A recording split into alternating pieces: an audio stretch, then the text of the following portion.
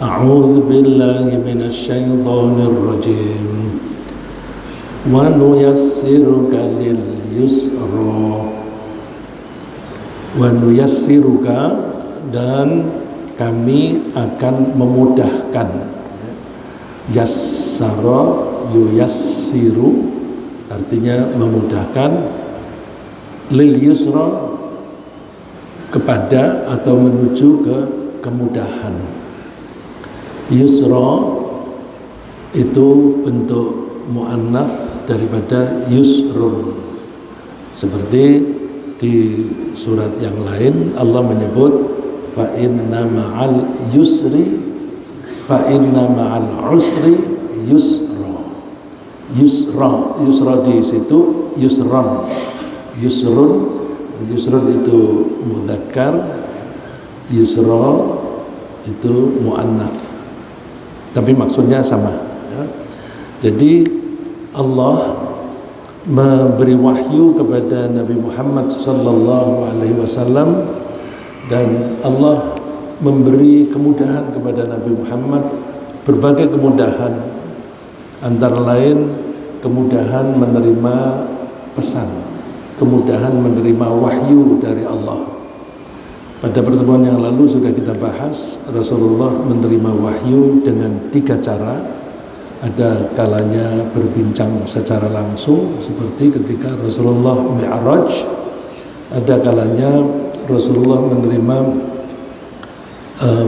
informasi dari Allah di balik tirai, artinya tidak melihat Allah tapi langsung bisa mendapatkan pesan-pesan itu. Dan ada kalanya Allah mengutus utusan, yaitu malaikat Jibril, untuk mendiktikan wahyu kepada Rasulullah SAW. Allah memudahkan Rasulullah untuk menerima dan menirukan bacaan itu.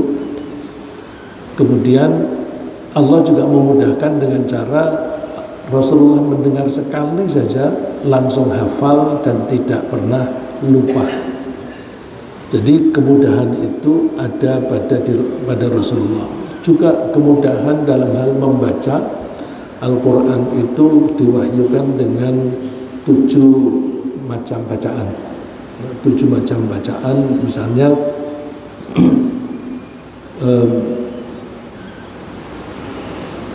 wadduha wal laili idza saja ma wadda'aka rabbuka wa ma qala walal akhiratu khairul laka minal ula. Kita biasa membaca walal akhiratu khairul laka minal ula, tapi ada bacaan lain walal akhiratu khairul laka minal ula. Ada berhenti sejenak, walal akhiratu khairul laka minal ula. Ada juga bacaan yang berbeda lagi, dipermudah.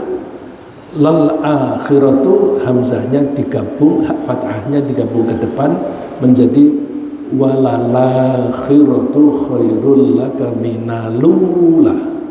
Walal akhiratu khairul laka minalula. Itu bermacam-macam bacaan. Rasulullah langsung hafal semua macam-macam bacaan itu. Dan Rasulullah menyampaikan itu kepada sahabat. Ada kalanya berbeda-beda, karena nanti kalau satu orang menerima 7 bacaan sekaligus mungkin bisa kacau. Tapi Rasulullah memberikan itu mungkin 1 persatu atau 2 orang, sehingga itu konsisten bacaannya, sehingga kita bisa mempelajari qiraah sab'ah, bacaan 7 macam.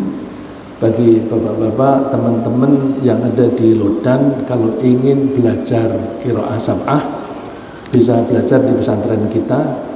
Gurunya Ustadz Ali, asistennya Kun Al-Muwafaq yang imami tadi. Jadi bagi yang sudah menghafal Al-Quran, sebaiknya yang sudah hafal ya. Kalau yang belum hafal jangan, nanti bingung ya. Yang sudah hafal kepingin belajar 7 macam bacaan, silahkan di pesantren kita. Ini berarti pesantren kita sudah satu langkah lebih maju daripada pesantren-pesantren yang lain, meskipun pesantren kita kecil ya. Mudah-mudahan pesantren kita tetap lestari, dan terima kasih pada bapak-bapak dan ibu-ibu yang mendukung operasional pesantren ini. Kemudian kemudahan ini juga berupa kemudahan Rasulullah SAW dalam menjelaskan, karena salah satu tugas Rasulullah SAW adalah menjelaskan Al-Quran. Maka tidak ada statement dari Rasulullah yang bertentangan dengan Al-Quran, karena tugas Rasulullah menjelaskan, litubayyina linnasi, supaya kamu memberi penjelasan kepada manusia apa yang diturunkan untuk mereka. Oleh karena itu, kita tidak boleh mengikuti hadis yang menurut pandangan kita bertentangan dengan Quran. Tentu untuk mengecek itu dibutuhkan keahlian. Para ulama sudah membuat seleksi. Kalau ada dikatakan hadis tapi bertentangan dengan Al-Quran, maka itu diragukan kesohihannya. Jadi hadis-hadis yang sahih itu tidak ada yang bertentangan dengan Al-Quran, karena itu sudah diseleksi oleh para ulama. Dan dengan demikian, kita kalau mau nyunah, mau ngikuti sunnah Rasul, mesti ngikuti hadis dan Quran. Ya, tidak bisa ngikuti hadis saja tanpa Quran. Begitu pula tidak bisa kita Quran saja tanpa hadis, karena hadis itu merupakan penjelasan. Nah, Rasulullah itu diberi kemudahan oleh Allah untuk memberi penjelasan. Sebagaimana kita kalau membaca ayat-ayat Al-Quran, dan kadang-kadang kita itu bertanya-tanya, apa ini maksudnya? Apa ini maksudnya? Ya, terus, nah, Rasulullah itu memberi penjelasan yang diterima oleh para sahabat, dan para sahabat memberi keterangan juga kepada murid-muridnya yang sampai kepada kita ini. Baik, mari kita pelajari kemudahan-kemudahan yang bagaimana saja yang diberikan oleh Allah kepada Rasulullah SAW. Misalnya kita ambil dari surat Ad-Dukhan ayat 58. Fa innama yassarnahu bilisanika la'allahu yatadzakkarun. Sesungguhnya kami memudahkan Al-Quran dengan lisanmu. Jadi Rasulullah sendiri membacanya fasih, mudah didengar enak, dan juga bisa ditirukan. Supaya apa? La'allahum yatadzakkarun, supaya umat Rasulullah itu bisa mengambil pelajaran. Kita kalau belajar dari penjelasan orang, kita mengharapkan penjelasan itu sudah clear, ya, sudah mudah difahami. Kalau tidak mudah difahami, kita akan sulit menerapkannya. Nah, Rasulullah itu sangat pandai menerangkan dengan berbagai konteks. Alhamdulillah kita mempunyai Rasul, mempunyai Nabi yang demikian terampil, yang kemudian bisa kita adopsi dalam kehidupan kita sehari-hari. Jadi lisan ini bisa berupa lidah, bisa berupa kemampuan mengucapkan, dan bisa berupa bahasa-bahasa yang sangat mudah difahami. Bahasa yang dipakai oleh Rasulullah itu seringkali dijuluki sebagai qaulun baligh, ucapan yang bisa nyampe. Kalau bahasa komunikasi itu pesan yang get across from the communicator to the communicatee. Informasi dari komunikator, orang yang berbicara, disampaikan, bisa nyampe, difahami oleh orang yang diajak bicara, communicatee. Nah, itu istilah informasinya, komunikasinya get across. Bahasa Arab biasanya disebut baligh. Semua statement dari Rasulullah itu mudah sekali difahami. Kalau kita ingin berbicara yang mudah difahami, kita membutuhkan kecerdasan tinggi. Nah, kalau Rasulullah itu menerangkan kok mudah difahami, itu berarti Rasulullah sangat tinggi kecerdasannya. Kemudian kita ambil ayat yang lain.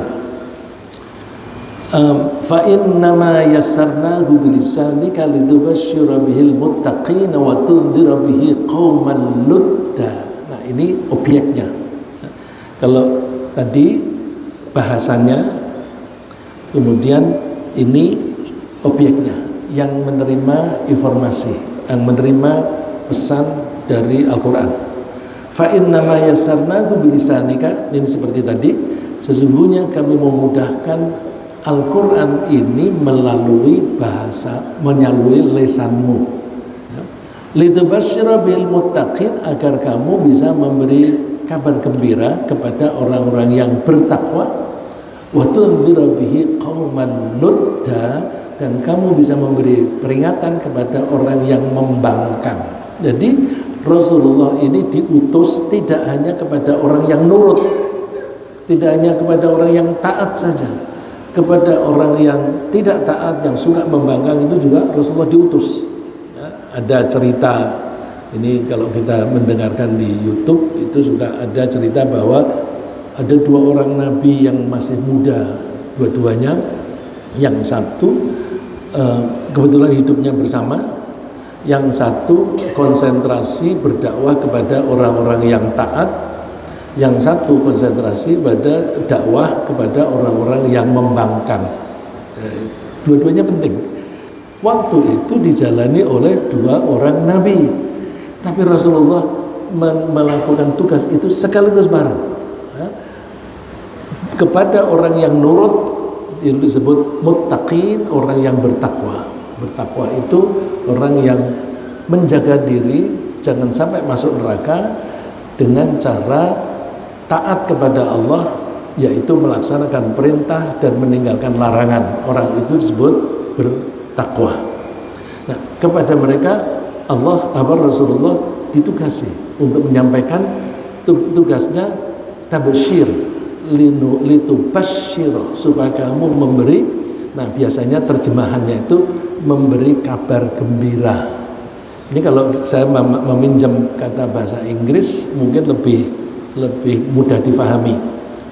Mohon maaf, saya kadang-kadang pakai bahasa Inggris karena saya punya keyakinan bahwa bapak-bapak, ibu-ibu dan teman-teman lebih mengerti bahasa Inggris daripada bahasa Arab. Ya.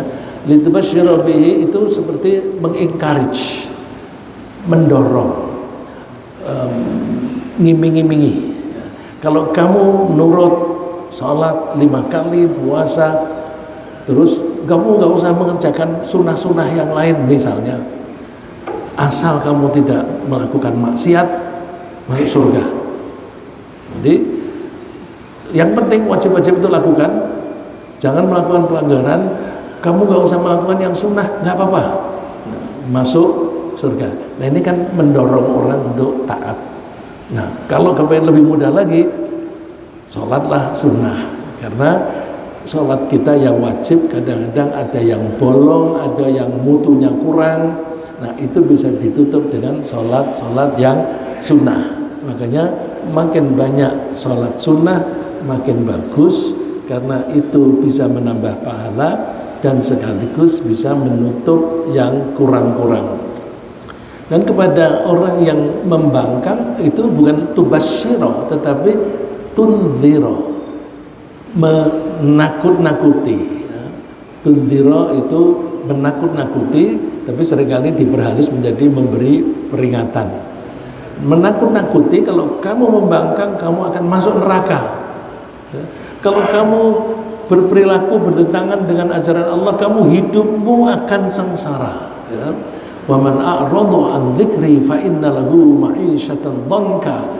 Siapa yang berpaling, tidak mau menerapkan ajaran Al-Quran, maka dia akan mengalami kehidupan yang sempit, ma'isyatan dhanka. Nah, ini menakut-nakuti. Bukan hanya itu ancamannya atau resikonya, tapi kemudian besok di akhirat juga akan sengsara. Ya, ma'isyatan dhanka wa nahsyuruhu yaumal qiyamati a'ma. Di padang mahsyar saja sudah merasakan kesengsaraannya, karena di sana nanti orang-orang yang tidak memakai Al-Quran itu dibangkitkan dalam keadaan buta.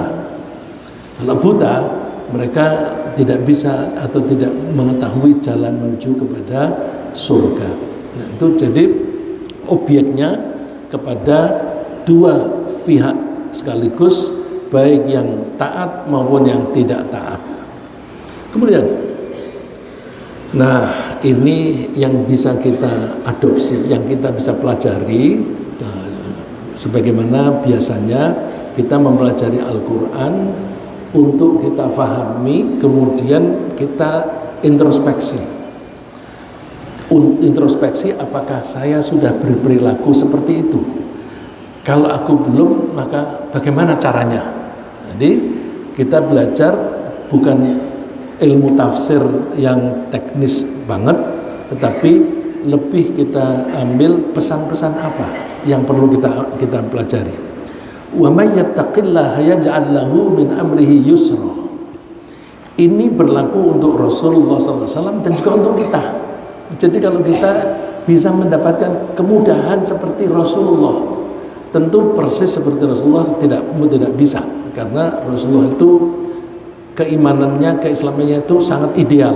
Nah, kita itu menuju ke sana. Kalau kita mau menuju kepada apa yang dilakukan oleh Rasulullah, maka kita akan mendapatkan kemudahan, yaitu wa may yattaqillaha, siapa yang bertakwa kepada Allah, yaj'al lahu min amrihi yusra, Allah akan memudah semua urusannya gampang. Jadi kalau kita ingin hidup gampang, hidup mudah, ikuti aja Al-Quran, bertakwa kepada Allah, nanti hidupmu gampang.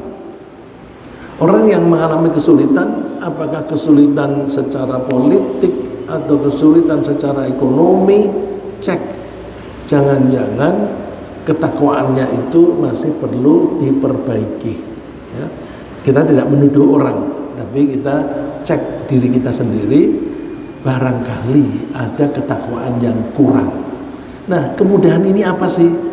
Ini saya ambil dari surat At-Thalaq ayat 4. Ada di surat yang sama berdekatan dengan ini, yang ayatnya itu populer sekali, yaitu ayat di akhir ayat 2 dan awal ayat 3.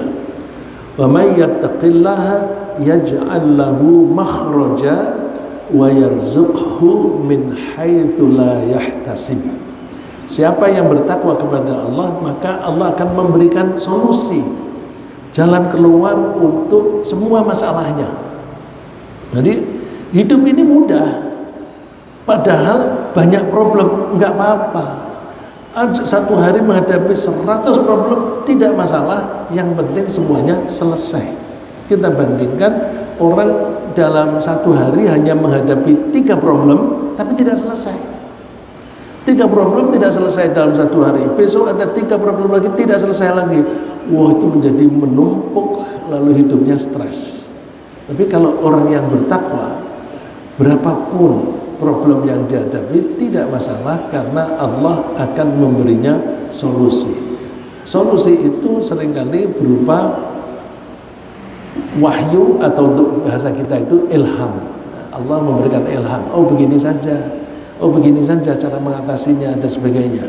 Jadi orang-orang yang takwa itu akan mudah mendapatkan ilham tentang cara mengatasi masalah yang sedang dihadapi, masalah apapun.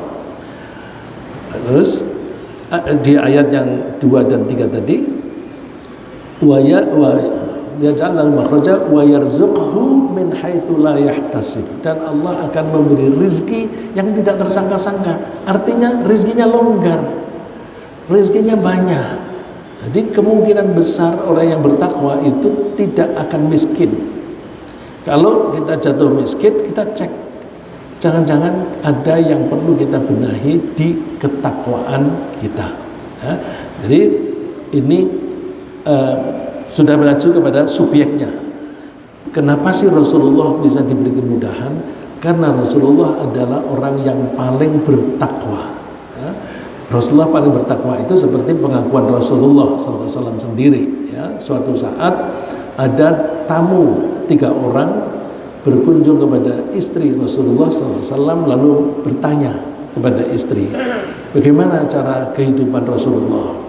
Istri itu mengatakan, ya kadang-kadang puasa, kadang-kadang tidak puasa, malam hari kadang-kadang sholat sunnah, kadang-kadang tidak, atau kalau Nabi selalu sholat sunnah karena sholat malamnya Rasulullah itu wajib, ya, seperti di surat Al-Muzammil, ya, seperti di surat Al-Muzammil sholat malamnya Rasulullah itu wajib, cuma kadang-kadang sedikit, kadang-kadang banyak. Nah, 3 orang itu berkomentar, bagaimana seorang Nabi seperti itu? Saya ini setiap hari puasa. Yang satu bilang, saya ini setiap malam sholat terus. Nah, terus ketika Rasulullah datang, siapa yang tadi mengatakan begini? Jadi Rasulullah mendapatkan wahyu dari Allah bahwa ada tamu yang membicarakan itu. Rasulullah tahu. Terus Rasulullah mengatakan, saya ini adalah orang yang paling bertakwa di antara kalian. Saya ini orang yang paling bertakwa di antara kalian, karena dan saya ini kadang puasa, kadang tidak puasa, kadang semalaman itu penuh sholat, kadang-kadang tidak, dan sebagainya. Punya istri, ya, jadi orang yang tidak mau kawin karena kepingin bertakwa itu kurang pas, karena Rasulullah menyatakan saya ini juga nikah. Nah, yang tidak menyukai cara hidupku, cara hidup ini bahasanya sunnah. Siapa yang tidak mengikuti cara hidupku, maka dia tidak termasuk golonganku. Nah, berarti Rasulullah adalah orang yang bertakwa. Kalau Rasulullah diberi kemudahan oleh Allah karena Rasulullah memenuhi ayat ini, wa may yattaqillaha yaj'al lahu makhraja wa may yattaqillaha ja'al lahu min amrihi yusra. Nah, kalau kita ingin mendapatkan kemudahan, ya sekian persen dari kemudahan yang dialami oleh Rasulullah kita tiru ketakwaannya. Kemudian ini contoh ketakwaan. Contoh ketakwaan adalah rajin bersedekah. Fa amma man a'ta wattaqa wa saddaqa bil husna fasanuyassiruhu lil yusra. Adapun orang yang mau memberi, ya, memberi itu kan bagian dari ketakwaan.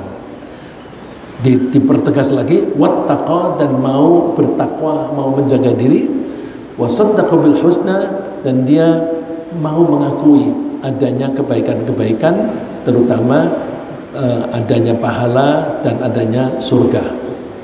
Maka fasan yassirhu lil yusra, maka kami akan memudahkan dia untuk mendapatkan yusra.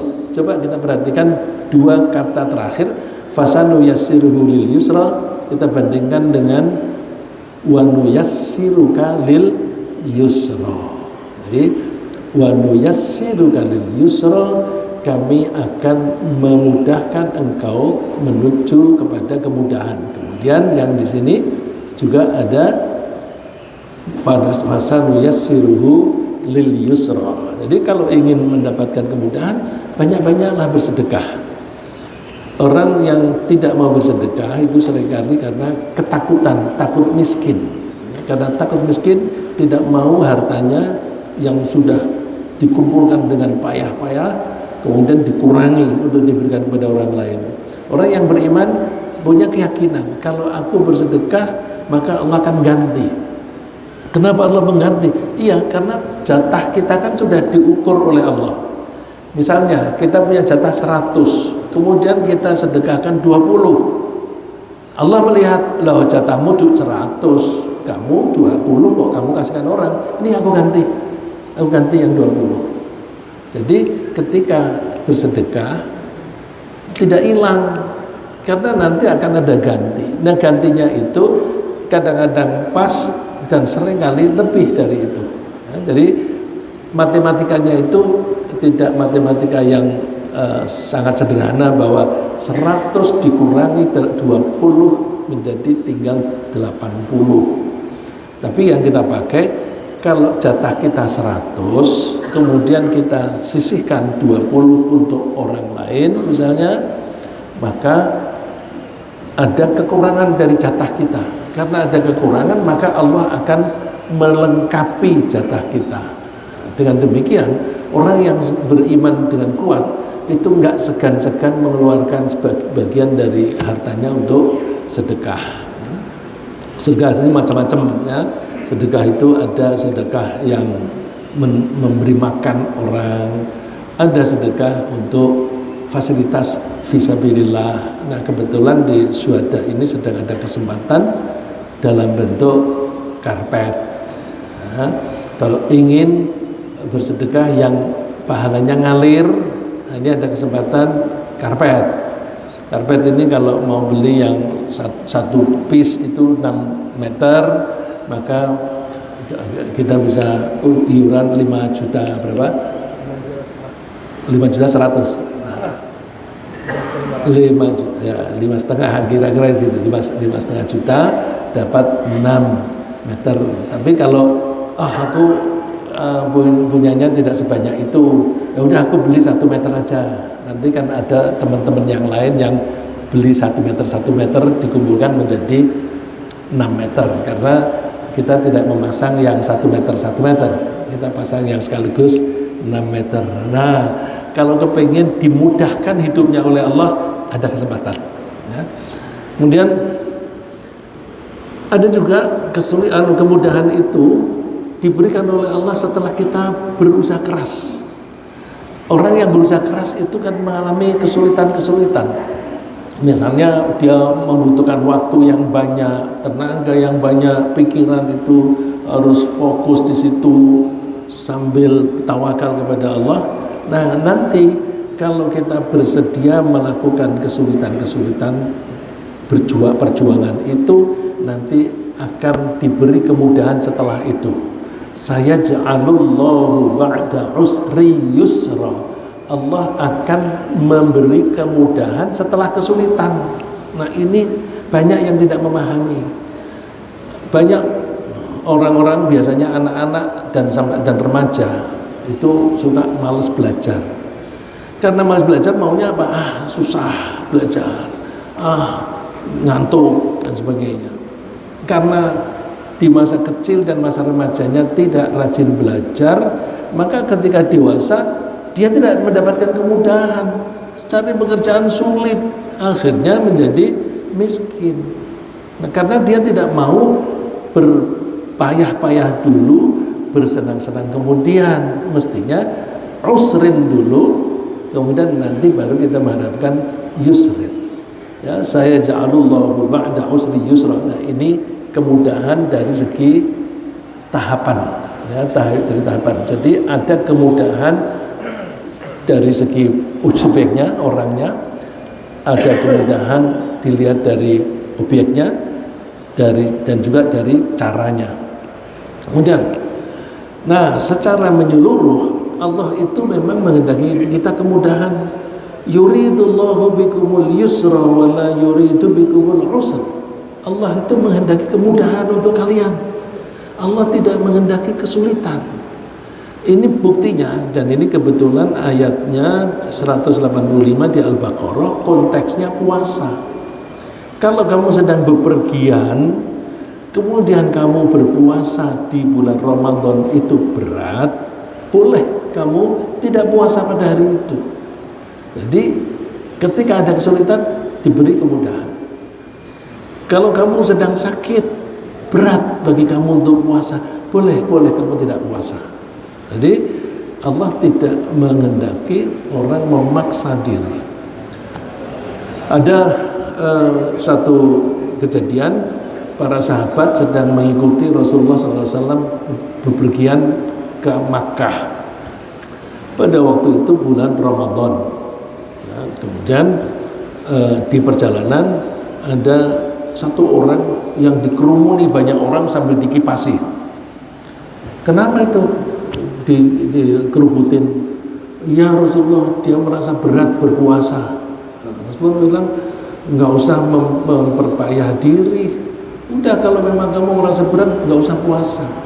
Karena waktu itu sedang dalam perjalanan dari Madinah ke Makkah.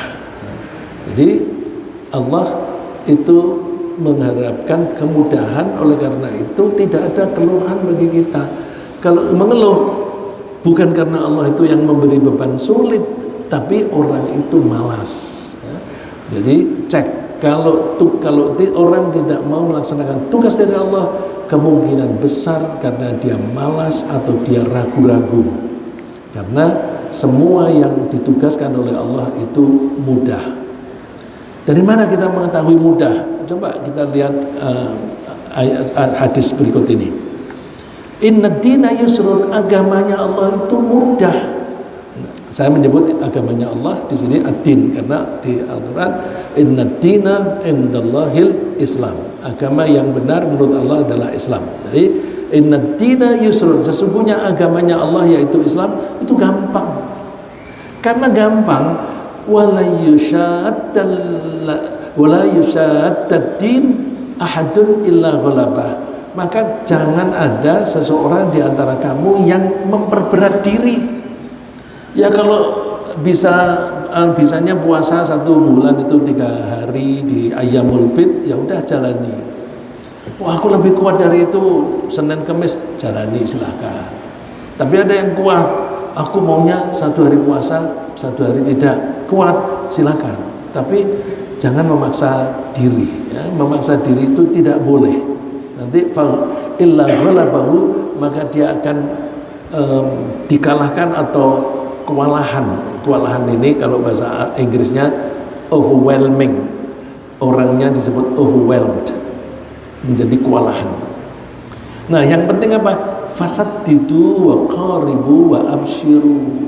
Yang penting usahakan melakukan ibadah itu dengan tepat. Kalau sholat itu harus tumakninah, ya tepat, penuhi tumakninah itu, nggak usah berlebihan.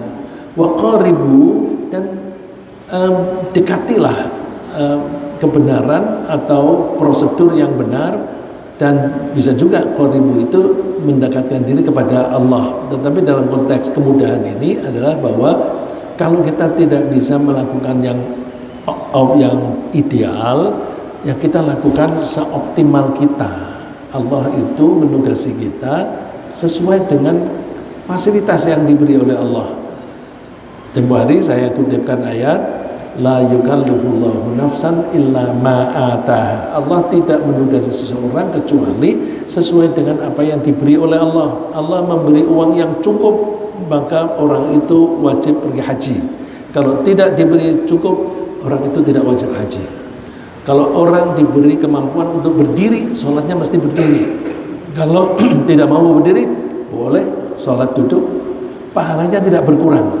Ya, kalau ada hadis yang menyatakan bahwa orang yang sholatnya duduk, padahal lalu dia pahalanya setengah, itu kalau sholat sunnah dia mampu berdiri lalu dia duduk, nah itu pahalanya setengah. Tapi kalau orang yang tidak bisa berdiri, sakit, sholat wajib, sholat subuh, dia duduk, pahalanya utuh insyaallah, ya. Karena firman Allah, la yukallifullahu nafsan illa wus'aha. Allah tidak menugasi seseorang kecuali sesuai dengan kapasitasnya. Wa abshiru, dan bersenanglah kalian. Jadi kita optimis, berprasangka baik kepada Allah. Aku sholat berdiri sambil duduk, nggak apa-apa, di hadapan Allah sama saja. Allah akan menerima ibadahku. Jadi yang sholat sambil duduk nggak usah ragu-ragu, nanti sholatku tidak diterima gimana? Nggak usah. Yakinilah bahwa Allah menerima itu. Nah, wasta'inu bil ghadwati warrawhati wa syai'in minad duljah. Ini gunakanlah dengan baik waktu pagi, waktu siang, dan waktu malam. Artinya manfaatkan umur kita. Umur itu dalam sehari-hari kita menyebutnya waktu. Ya, jadi umur kita misalnya 60 tahun itu kan secara menyeluruh.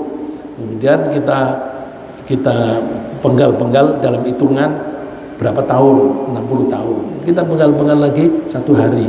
1 hari itu ada pagi, ada siang, ada malam. Jadi gunakanlah umurmu dengan baik supaya kamu bisa mendapatkan kemudahan dari Allah. Jadi dengan begitu tidak ada alasan bagi kita untuk tidak melaksanakan tugas dari Allah.